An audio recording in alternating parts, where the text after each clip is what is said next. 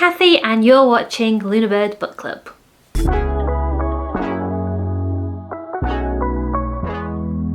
Today we are continuing with the series Classics with Cathy. This is a series where we are walking through classic works of literature throughout time. So we started way back with Homer's The Odyssey and we are working our way towards the present day through different works of literature. Today we are looking at the Divine Comedy by Dante. This is another one where I need to say, don't panic, it's going to be okay. This is a work that seems very intimidating, but there is a way into it for the average reader if you'd like to get to know this work. Let's start off with a little bit of an overview and an introduction. So the Divine Comedy is an Italian narrative poem finished around 1321 by Dante. It is famous for its depictions of hell, purgatory and heaven. And if I were to ask you right now to picture hell, chances are the images of your mind originally came from Dante's work. Dante so vividly portrayed hell in its seven circles, the Inferno, and people being punished for their sins, and demons and flames and misery and torment and demons and whips and chains. All of that is in Dante's Inferno, and it's had a huge influence into how hell and heaven is depicted in Western art and literature. Another interesting thing about the Divine Comedy is that Dante wrote it in the Italian language that he used in his day-to-day life at a time when most literature and poems were written in Latin. So instead of writing it in Latin, even though it was a religious work and a hugely important work, he wrote it in the vernacular Tuscan dialect. And in that sense, he's one of the key forefathers of making sure literature stays accessible to everyone by writing it in his everyday language rather than in Latin. And this work offers a kind of window into how the medieval Catholic population viewed heaven, hell, salvation, damnation, redemption. And overall the story is kind of about the soul's journey towards God and all the obstacles and struggles both internally and externally a soul has to face. So what's the story? Well, the story originally begins with the author describing himself running through a forest, beset by wild beasts chasing him, completely lost and alone, and realising he's falling into peril. And just at the moment where Dante is about to be ripped apart by these wild animals, Virgil appears. Virgil, the Roman poet, who is like Dante's most adored writer.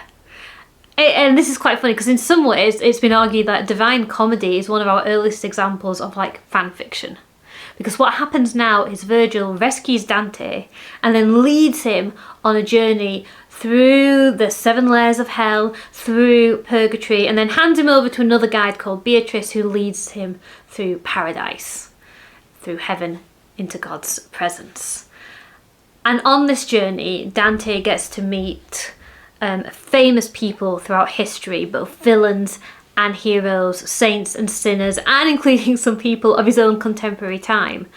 So in some ways this is a bit like fan fiction in that it's inspired by biblical teachings, by the Bible, it's inspired by other great works of epic classic literature, and Dante gets to write himself meeting all these cool people. So some people say it's like one of the earliest examples of fan fiction and an author inserting themselves into a text. So on Dante's journey, he first of all goes through a place called Limbo, which is kind of neither heaven nor hell. And then he goes through 7 layers of hell, which you might have heard before, the 7 circles of hell. And each one gets more and more horrible. And on Dante's journey, he sees in the 7 circles of hell, there are 7 different kinds of sinners and 7 kind of torments that they are plagued with. And the torment kind of mirrors the sin they did. So for those who committed adultery and gave into their lust, they are plagued by winds that whip them away and tornadoes that are as temperamental as their own lusts and changing feelings. And the further into hell that Dante travels, the more serious the sin becomes. Another interesting fact about the Divine Comedy is that Dante himself was heavily involved in the politics and the power struggles that were going on in Florence, Italy at the time. And although a lot of the Divine Comedy is about the grand scale of human damnation and salvation and huge worldwide universal truths, he also puts in a lot of commentary about the situation in Florence, and he highlights specific people in Florence who will be condemned for their sins or rewarded for their virtue. So he has a lot of political commentary running throughout this tale too, and he takes sweet delight, revenge against his political enemies. And there's also a feeling as well, I mean, it's quite amusing now, but there's also a feeling as well that Dante wrote this, he got exiled from Florence, and that idea of being shut out, exiled and searching for some greater meaning or community or home actually rings quite powerfully throughout the poem. Dante plays a lot with numbers, so there are 7 layers to the Inferno, there are 7 layers of paradise, there are 7 layers in purgatory, so there are things that mirror one another. So 7 comes up a lot, and so does 3. That's a really interesting thing to look out for. It's also interesting to me as well in that medieval Christianity and this classic works of literature, they did borrow and interact with a lot of other mythologies at the time. So like I say, Dante speaks to Virgil, and Virgil's his guide. So there's Roman and Greek influences in there, and when we start entering paradise, the stars, the planets, Saturn, Venus, Mercury, they come into play too. Almost like angels or heavenly beings serving the Lord. And I just think that's a fascinating thing to see. And Dante's depictions are so vivid and visceral and appealing to the senses and sometimes bizarre and grotesque that they've inspired a whole sphere of art throughout history. His work provides a lot of scope for a creative artist, and that has been used. And that's why Dante's pictures of hell is like been so influential to the point where like even the Simpsons use Dante's visions of hell to make their hell. So let's talk about reading it. So I don't have a physical book with me because my version of this book is an audio book. In fact, I downloaded the Divine Comedy twice. So my view is, if a piece of work is a poem, whether that's a narrative poem, even if it's a translation, the best way to read it is to actually read it out loud or to listen to an audiobook. Poetry is written to be heard.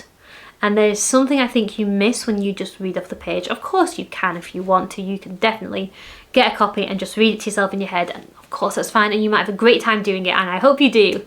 But I find with poetry, like, it's made to be spoken and it's made to be heard. And there's something about the slowing down that happens when you read poetry out loud. It helps you capture the full meaning of it. So this is one where I do recommend you getting the audiobook for the Divine Comedy.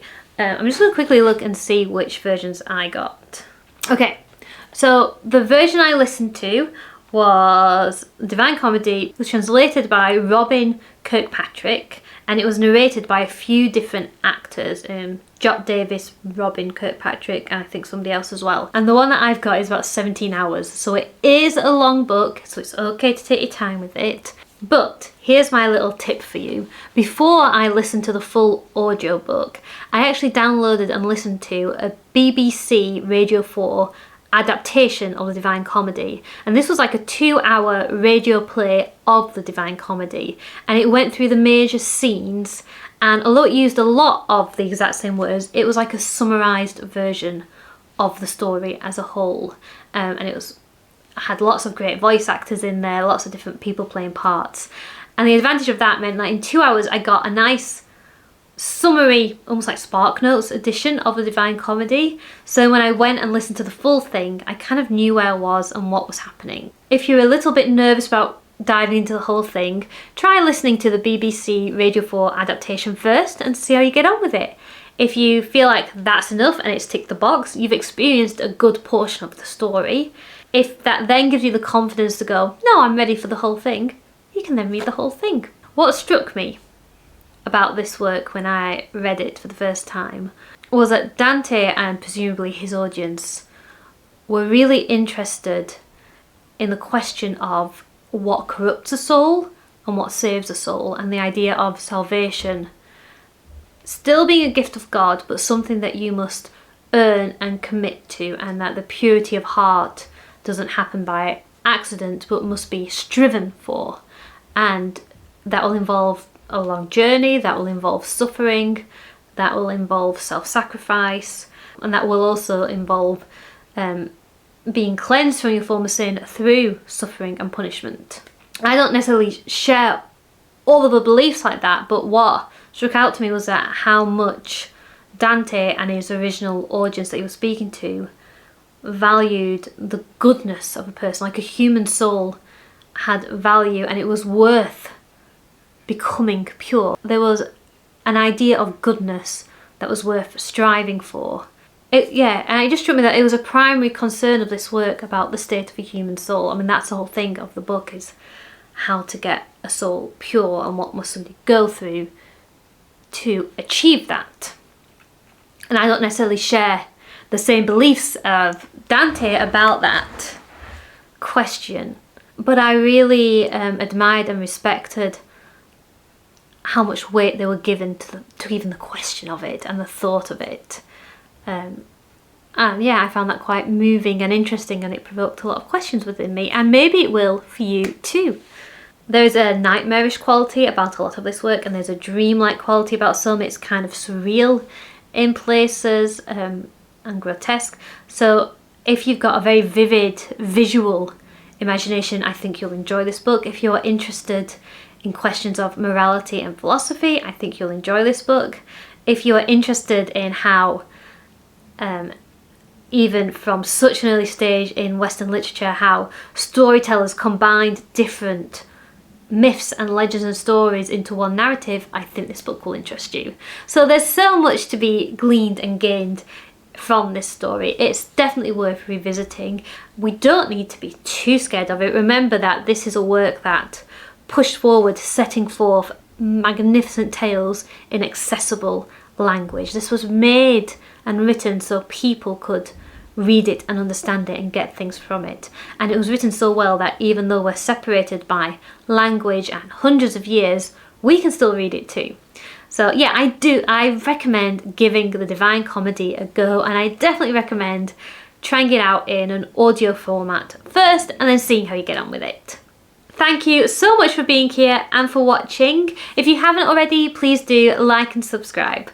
I hope you have a fabulous week, and we'll see you next time. Bye!